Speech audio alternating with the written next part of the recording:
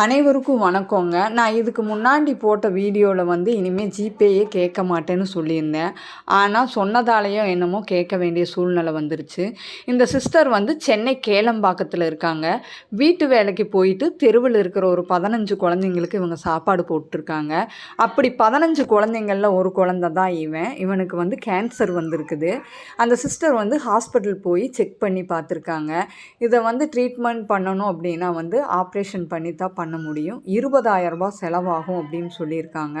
இந்த சிஸ்டரால் முடியாதால் வீட்டுக்கு கூட்டிகிட்டு போயிட்டாங்க, பணம் ரெடி பண்ணிட்டு வரேன்னு. இந்த சிஸ்டர் நம்ம சேனலை ஃபாலோ பண்ணிவிட்டு இப்போ ஹெல்ப் கேட்டிருக்காங்க. இவங்களுக்கு யூடியூப் சேனல் இல்லாதனால தயவு செஞ்சு இந்த குழந்தைக்கு உதவி பண்ணுங்கள். நம்ம பண்ணுற உதவியில் தான் இந்த குழந்தை உயிர் வாழக்கூடிய வாய்ப்பு இருக்குது. தயவு செஞ்சு முடிஞ்சவங்க இந்த குழந்தைக்கு உதவி பண்ணுங்கள். நம்ம பண்ணுற உதவியில் இந்த குழந்தை கண்டிப்பாக உயிர் பிழைப்பான். நம்ம எவ்வளவோ கோயிலுக்கு போய் சாமிக்கு நம்ம பிரார்த்தனை பண்ணிட்டு வரோம். அது மாதிரி நம்மளால் போகவே முடியல அப்படிங்கிற ஒரு கோவிலையும் அந்த தெய்வத்தையும் நினச்சி இந்த குழந்தைக்கு உதவி பண்ணுங்கள். கண்டிப்பாக நீங்கள் பண்ணுற உதவி அந்த தெய்வத்துக்கு போய் சேரும்.